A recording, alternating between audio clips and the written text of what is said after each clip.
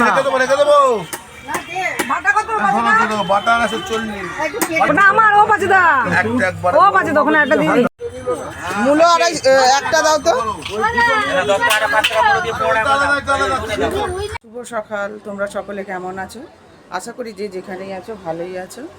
আজকে নভেম্বর মাসের 25 তারিখ। আমার চা বসিয়ে দিয়েছি, সমস্ত কাজ সেরে আগে মাছ নিয়ে আসলাম, বাজার করে আসলাম। এবার চলো দেখাবো। আজকে বাটা মাছ কিনে নিয়ে এসেছি। চায়ের জল বসিয়ে দিয়েছি। সবসময় চা না খেয়ে আগে মাছ নিয়ে আসি, যাতে মানে মাছ শেষ হয়ে যাবে সেই জন্য, কারণ এখানে খুব তাড়াতাড়ি মাছ বিক্রি হয়ে যায়। কিন্তু অনেক রকমই মাছ ছিল আজকে। বাটা মাছ নিয়ে এসেছি আর বাজার করেছি। কাঁচা টমেটো এনেছি, কাঁচা টমেটো দেখতে পেলাম, আর মূলো ধনেপাতা। চলো, আবার ছেলেদের জন্য ডিম আনতে হবে, ছোটো মাছ খাবে না।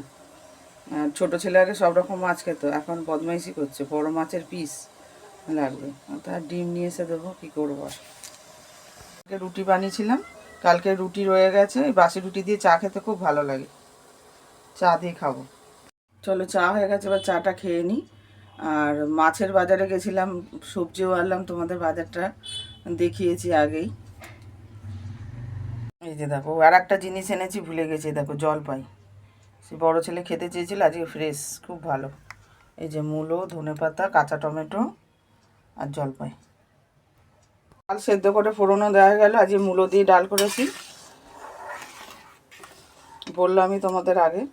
আজকে প্রেসার কুকারে করেছি। প্রেসার কুকারে একটা সিটি দিয়েছি মূলো দিয়ে। ইউটিউবে তো অনেক রকম দেখলাম ফোড়ন, কিন্তু আমি আমার মতো করেই দিলাম। কড়াইতে তেল গরম করে কাঁচা লঙ্কা, শুকনো লঙ্কা আর সাদা জিরে ভালো করে ভেজে নিয়ে একটু আদা কুড়ে দিয়েছি, আর জিরে গুঁড়ো দিয়েছি। দিয়ে তারপরে এই দেখো ওপরে ধনেপাতা দিয়েছি, আর একটু সামান্য মিষ্টি দিয়েছি, চিনি। মূলো যেহেতু আছে সেই জন্য।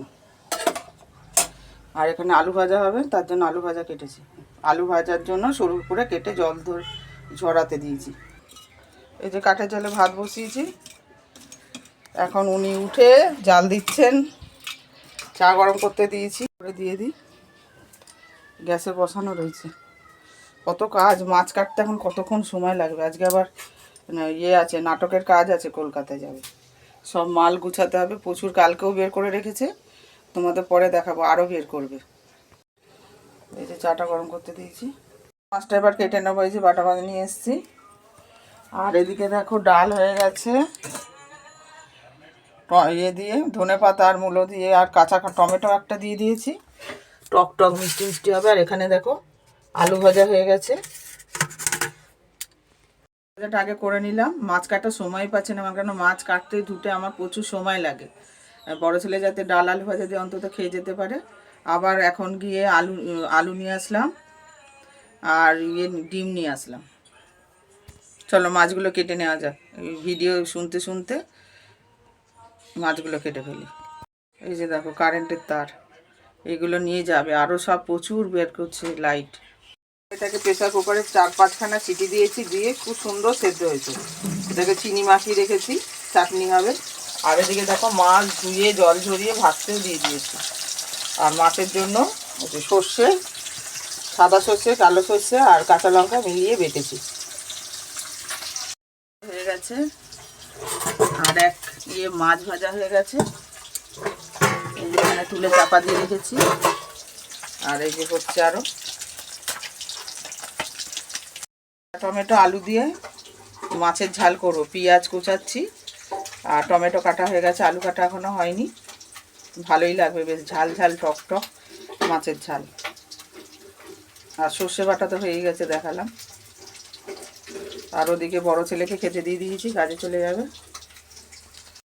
তোলা হয়ে গেছে। তারপরে কাঁচা টমেটোকে একটুখানি ভেজে নিয়েছি, যাতে না কাঁচা গন্ধ ছাড়ে। আর আমার মাও যখন কাঁচা টমেটো আলু দিয়ে তরকারি করতো, দুর্দান্ত রান্না করতো।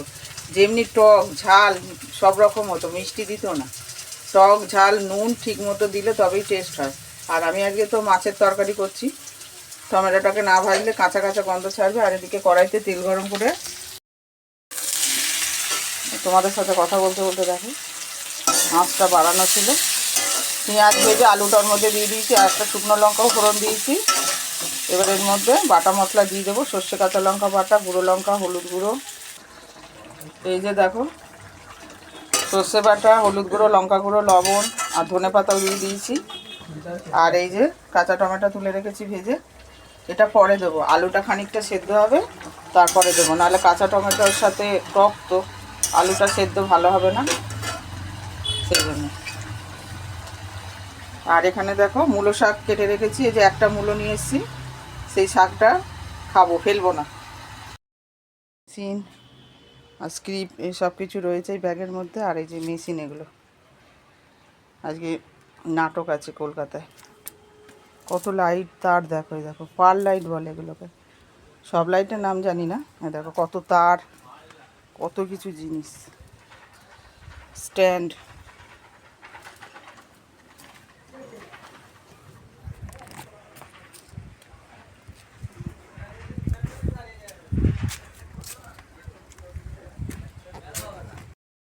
এই যে স্নান করে উঠলাম বন্ধুরা, আজকে অনেক দেরি হয়ে গেছে, 2:20 বাজে ঘড়িতে।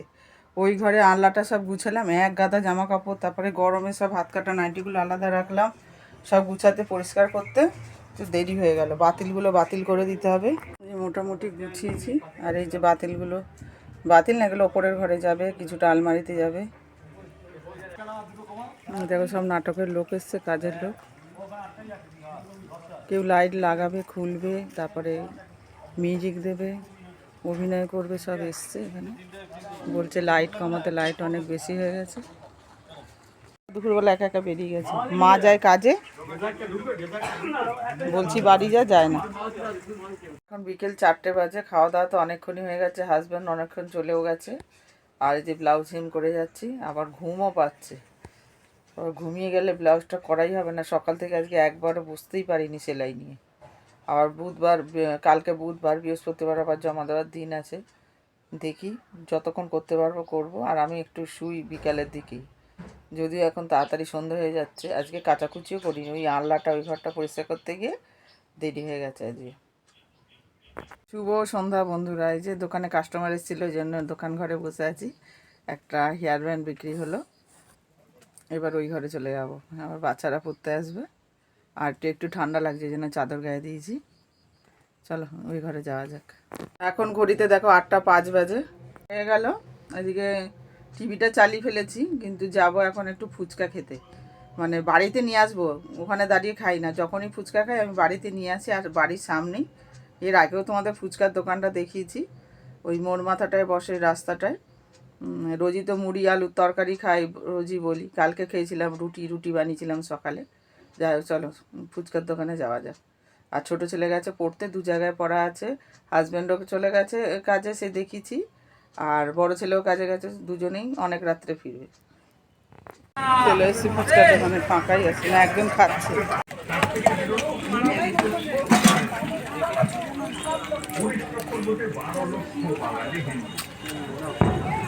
ছাতা খাটিয়েছে ঠান্ডার জন্য।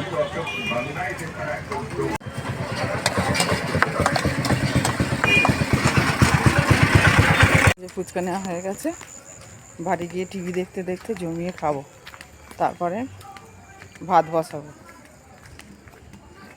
বাচ্চারাই ভেঙেছে, এখানে নিয়ে যাচ্ছিল বস্তা। এই যে আমাদের বাড়ির কাছেই রাস্তা। এই আমার হাজব্যান্ডকে ঝাড় দিতে হবে না, হাজব্যান্ড তো নেই বাড়িতে, আমাকে একটু ঝাড় দিতে হবে না। বাড়ির লোকেরা সব আসবে, পায়ে ঢুকে গেলে কি হবে বলো তো।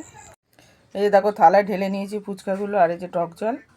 এর মধ্যে থেকে একটা শুকনো খেয়ে নিয়েছি, আর 4টে ছেলের জন্য রেখেছি। 20 টাকার 10টা হয়েছে। চলো খাওয়া যাক। এতে পেটে কিছু ভরবে না, মনটা ভরবে, ভালোও লাগবে। আর খিদে পেলে রাত্রে তো ভাত খেয়েই নেবো। এখন বাজে রাত 11টা, হাজব্যান্ড এখন ফিরলো।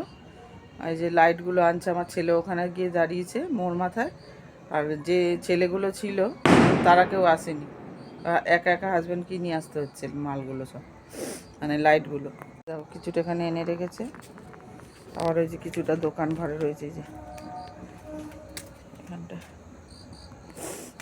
এনে কী কী পেয়েছে খাওয়া, এই যে একটা জলের বোতল দিয়েছে, আর একটার মধ্যে আছে লাড্ডু আর একটা কালাকাঁদ, আর এটার মধ্যে রয়েছে কেক আর একটা প্যাটিস। এই যে